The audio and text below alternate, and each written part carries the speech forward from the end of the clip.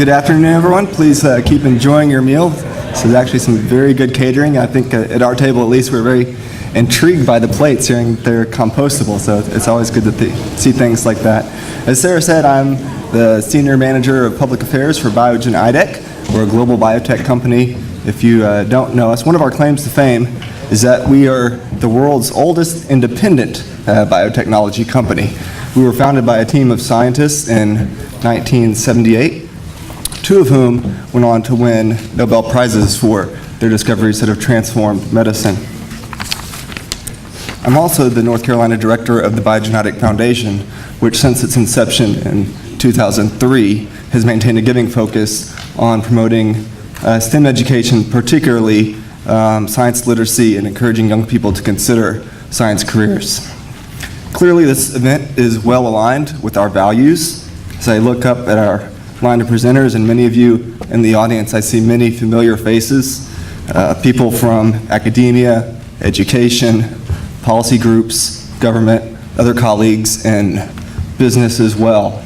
And I think our next speaker is somewhat of a microcosm of what's represented in this larger room. He's a recently elected public official who comes from the business community and who's been engaged in policy, civic, and community organizations throughout his career.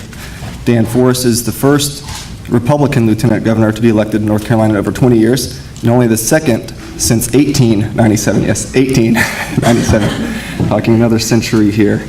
After receiving 2 degrees from UNC Charlotte, Lieutenant Governor Forest became a leader in the business community, having served as the office president and senior partner of the state's largest architectural firm, a Little Diversified Architectural Consulting. Lieutenant Governor Forest remains active in his community and his church, and he is the founder and former president of the Triangle Leadership Forum. He's also a former member of the Heritage Foundation's President's Club and previously served on the North Carolina Community Board for Heritage. And closer to home, Lieutenant Governor Forest enjoys coaching youth sports and has coached numerous football, baseball, and basketball teams. It's good to see the diversity there here in Raleigh. So please join me in welcoming our Lieutenant Governor, Dan Forest.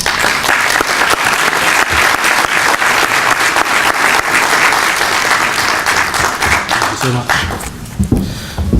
Well, thank you, everybody. It is great to be here with you today. What an awesome opportunity it is for an architect to be able to stand before you in the Jim Hunt Library, one of the best examples of modern architecture in the world, not just North Carolina. And when I became Lieutenant Governor, this is one of the first places that I came to visit to do a tour of the Jim Hunt Library. And it was designed also by one of my favorite firms, Snowetta, and they've designed just amazing masterpieces around the globe. And so this is really an example of a lot of what we're talking about today, about the facilities and the opportunities that exist for North Carolina. It's also a great pleasure to stand here before you with Governor Jim Hunt as well, who I've admired for many years, who started his career as Lieutenant Governor, in fact. And there aren't many people who have jumped into politics and started off at the Lieutenant Governor level, but obviously has made his mark on this state, on education and STEM education and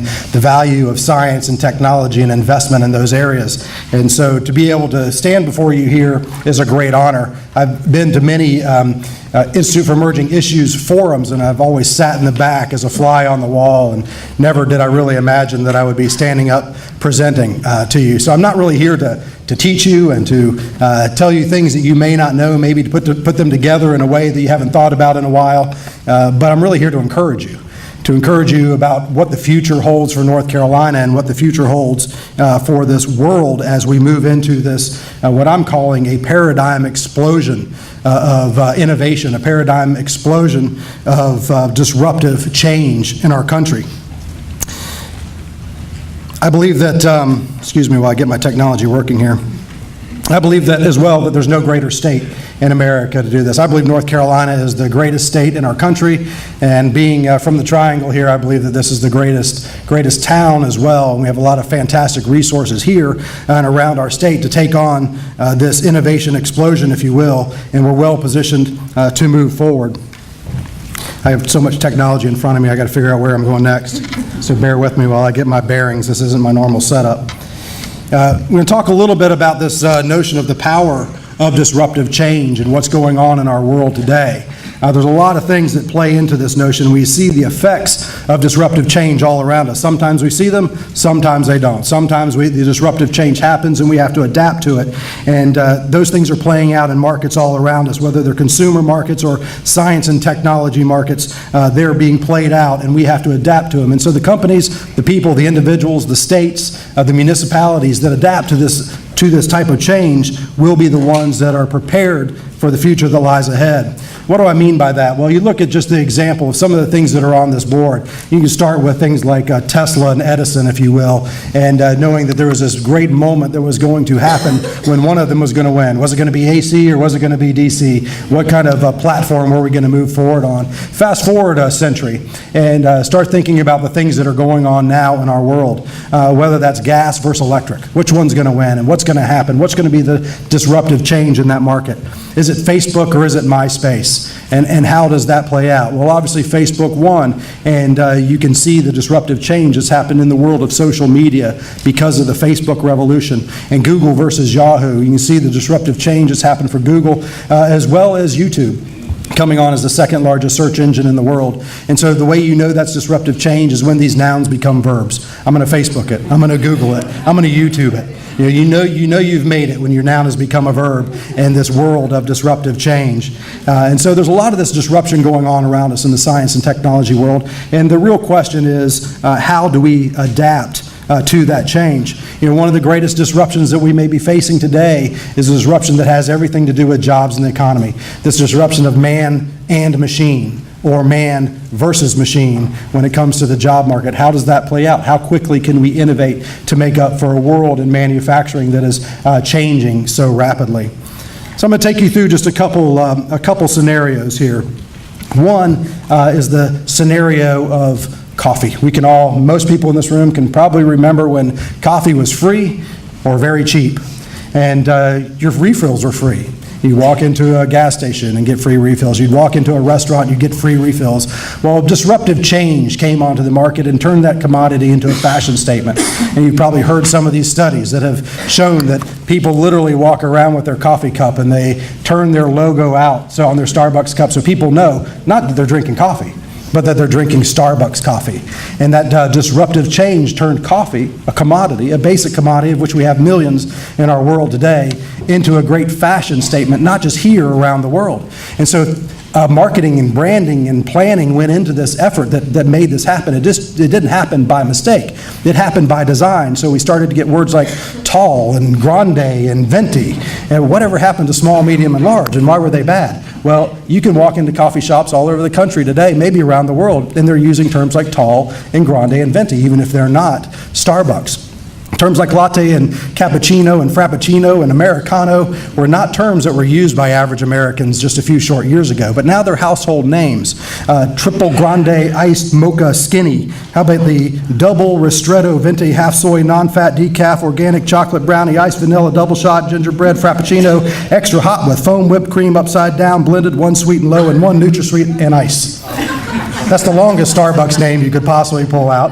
But these things have become part of our everyday life because of design, and they have really turned the world upside down in a lot of ways, and they've become disruptive. But that was not really the thing that was disruptive about Starbucks. The disruptive change about Starbucks was the third place. There's home, there's work, and then there's Starbucks. That was true disruptive change in our market. As an architect, that affected everything. That did not just how you went and drank coffee and where you went to drink coffee and the type of experience that you had drinking coffee. It had everything to do with the workplace. And workplaces like Google and Yahoo and eBay started to challenge this whole notion of what is the workplace like? You know, how are we supposed to work in America? Everybody's leaving the office today and they're heading over to Starbucks. I'm going to work from Starbucks today. They have Wi-Fi, I can plug in and I can get my work done. That changed everything. The notion of how we work and even the notion of how we learn in America. That's been impacted. I would suggest that the design of this building was very much affected by Starbucks' third place. The whole notion of how people get together and learn. And you notice down here in the bottom of this picture, I took this over the balcony a few weeks ago, but this gentleman just laying on the sofa there and sleeping. You know, when would you have seen this in a library if the environment was not conducive to allow this to happen? Look at some other disruptive changes in the world that are going on today. Things like the world of retail. Very disruptive, and it has been for quite some time. The Sears and Roebuck catalog in an agrarian society, and then the advent of the car and the reinvention of Main Street as a retail merchants area, and then to the mall, the mega shopping mall, which basically shut down small town American Main Street, even to the Walmart and the Target that is still having a great impact on Main Street America today. But the greatest of all these is Amazon. Amazon.com, where you can, as you all know, can go out and buy anything from anyone, anywhere, at any time, and it's probably going to be the cheapest thing you can buy, and it's probably going to be delivered to your home for free.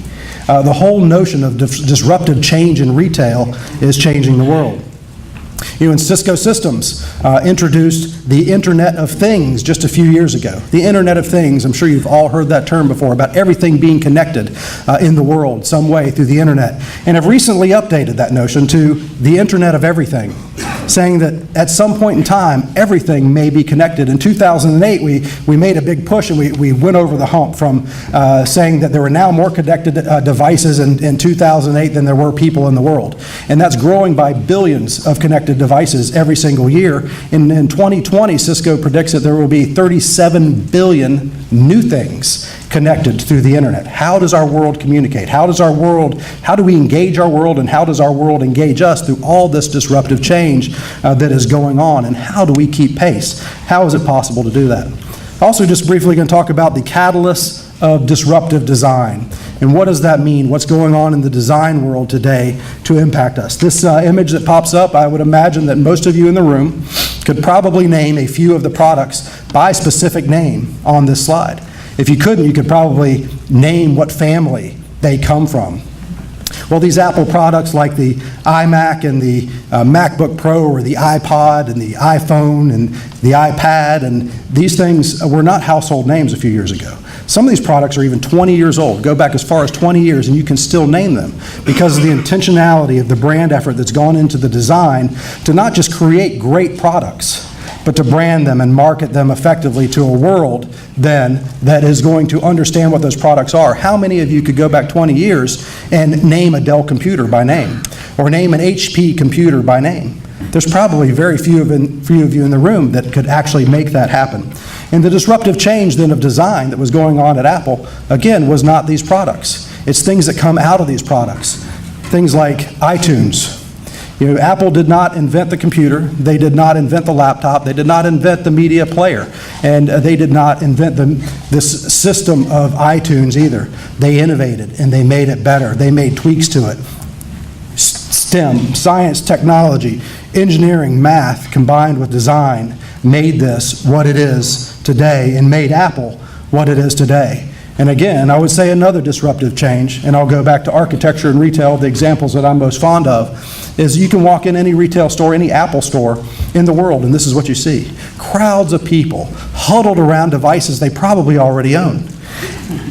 It's a very different world, isn't it? You cross the threshold of the great white box of the Apple throne, and you see all these people in blue shirts, but everything about it is different. It's an immersive sensory environment when you cross the threshold of an Apple store. Next time you walk into the Apple store, if you're down at Crabtree Mall, walk into the store and just breathe in. It smells different. Why? They clean their air. They're purifying their air in there. They want you to know that this is a different environment that you've walked through. Again, they're changing the idea of how we think about retail, how we think about the experience of purchasing a computer or an iPod or an iPad, and that's changing the world. Go back again 100 years or so to the idea of mass production. And the idea of mass production, the assembly line, changed the world. It transformed the way that we look at things and the way we make things, the way we create things, the way we deliver those things to market. Fast forward a century into the world of mass customization, where you can go online, and I actually made these tennis shoes to be NC State red for you NC State fans in the room. But you go onto Nike's site, and as you probably all know, you can design your own custom tennis shoes and have those tennis shoes delivered to your door. Now, this is massive change, and it's disruptive change in the world. But fast forward a little bit.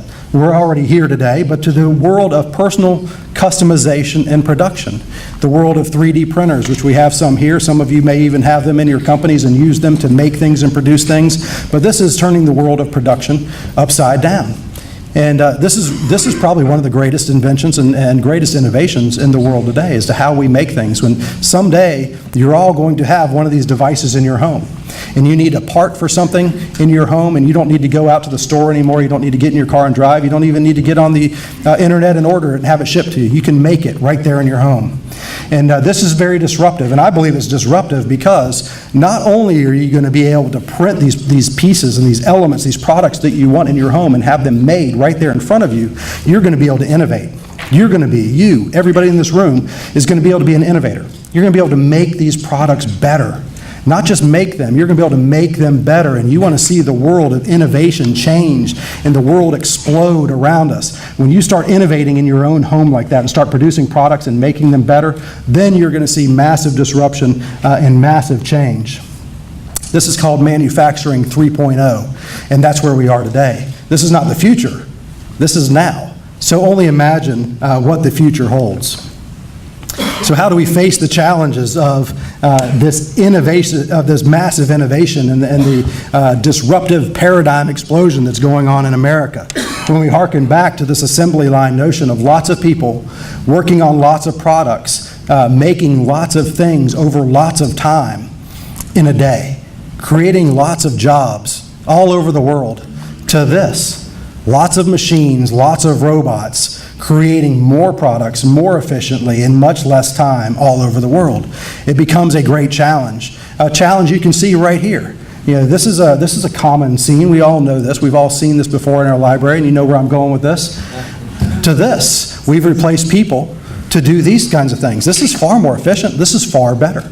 You know, if you're not familiar with how this system works, you take books, and the people that are working behind the scenes in this depository of books in this library, they bar scan them, and they stick them in a bin. The computer then finds that book whenever it needs it from anywhere in the world. Anybody wants it goes and picks out that book and finds it. It's a far more efficient process. But it's changing the dynamics of manufacturing. It's changing the dynamics of the economics of this country and how we make and create jobs. And so manufacturing in North Carolina is making a comeback. It's just not making a comeback like it was before. We're not going to have the textile industry the way it was before. We're not going to have the furniture industry the way it was before. So what does that mean? That means that we have to create jobs, we have to innovate at a far more rapid pace than we've ever imagined in the history of our world, to create the kinds of jobs to sustain this type of work, not just here, but around the world. That's a very daunting task. And so how do we get there? And so some of you may be wondering, what's this have to do with STEM? Does it have anything to do with STEM? How do we get there? I believe we get there by deconstructing education. You know, for the first time, really in the history of our world, we are at a massive, and I coined the term here, paradigm explosion. This is not a paradigm shift. This is turning everything upside down about education. I mean, all the rules are really off for the new world of education that we live in. The 20th century models of education are outdated, and we know that. Everybody in this room knows that. That's why you're here. But we need to deconstruct and reconstruct our education methodologies for a 21st century world. You know, how we learn is changing right now. How we design schools, how we design facilities, how we make products, how we prepare our students for this upcoming world is changing very rapidly. And so education through the years hasn't changed much over the last 100 years, from the one room or the one student being taught by one parent in an agrarian society to the one-room schoolhouse. Not much change there. Not much change during the Industrial Revolution, when that one-room schoolhouse got combined with other one-room schoolhouses, and we created the elementary school with teachers standing in front of a class of 30 students teaching the way that we've been teaching for 100 years previous to that. And not much has changed now, even. In fact, as we have created modern, new, high-tech education institutions around our state and around our country, around our world, that are still this combined methodology for teaching. Not much has changed until now, when computing and tablet computing is made available and affordable to people all over the world. It bridges gaps. It changes things all over the world. The entire idea of how we educate people around the world has changed. It's estimated that there are some 500 million of these tablets in America today. It's also estimated by the year 2016 there will be 2 billion a year sold. Mind you, there are 7 billion people in this world. 2 billion of these products a year being sold. We're going to have far more of these products in the world than there are people. And you can also talk about the $35 tablet that's been created in India. I'm sure you've all heard of the Akash computer, and this already exists. It's already being sold in India, $35. So people in these countries of billions of people where there is no means for them to have the same technology we have, they now have the means to do that. The world is rapidly catching up to America and what we're doing here in America. And then you have the MOOCs. You have Harvard and Stanford and MIT and these institutions all over the country creating online curriculum for free, so people anywhere in the world can log in anytime from anywhere and learn anything from anywhere in the world. The world is rapidly catching up, and so we have to figure out a way to compete. How do we do this? How do we advance our technology in our state and in our country fast enough to keep up with what's going on so students, again, can learn in real time over video technology that already exists from the best teachers and the best professors around the world in real time through this nice little white puffy cloud that floats around out there. You know, the cloud computing is allowing us to do this for the first time. It's, if you will, it's the perfect storm for education. The perfect storm for education. All these things coming together at one time to allow us to take on this massive change.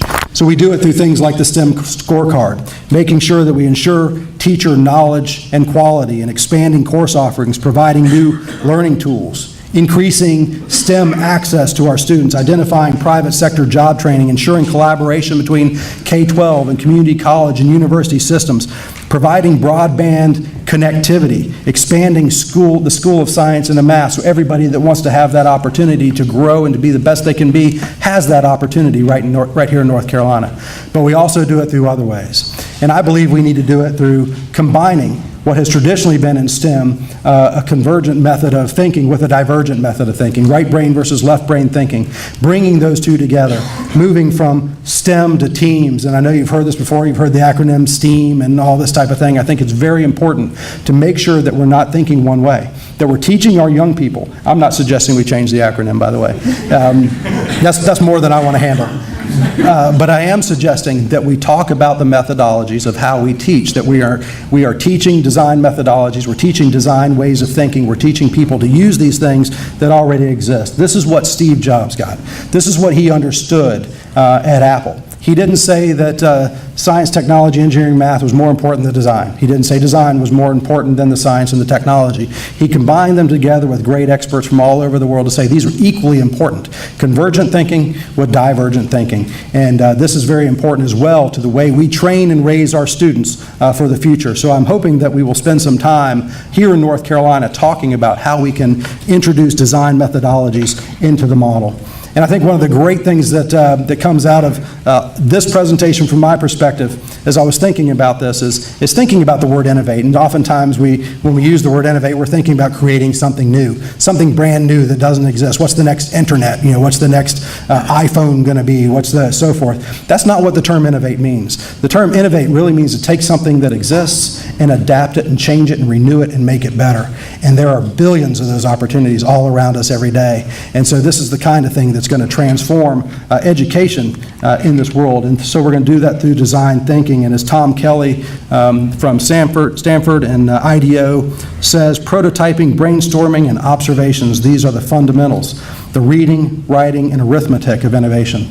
Let's not lose focus of the things that are most important when it comes to innovating, when we have to do it at such a rapid pace to change the world.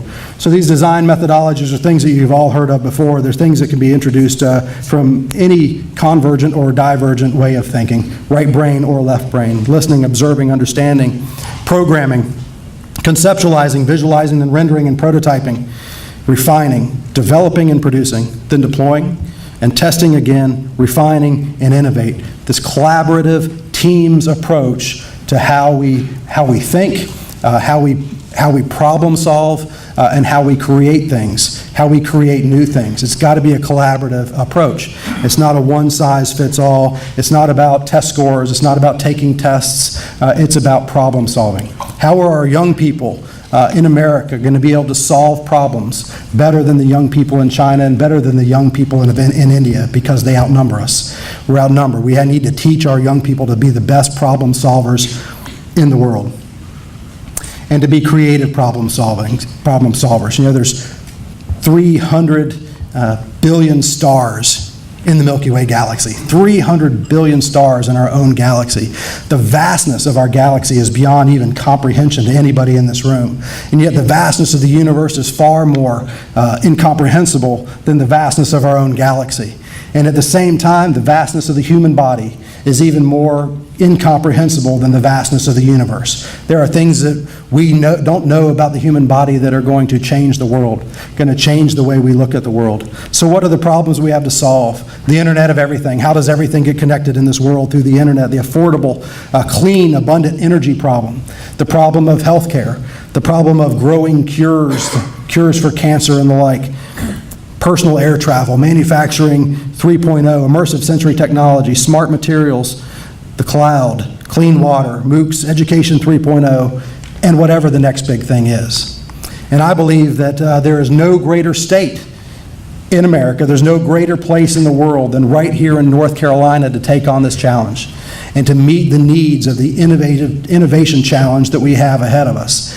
And so I hope at this point that you will continue to do what you do. We will continue to do what we do, to invest in the technology, to invest in the education, to invest in the institutions that are going to make North Carolina better than they are today and prepare our students for a very vast and changing future. So let's go out and conquer these challenges. So thank you very much for your time, and I appreciate you having me.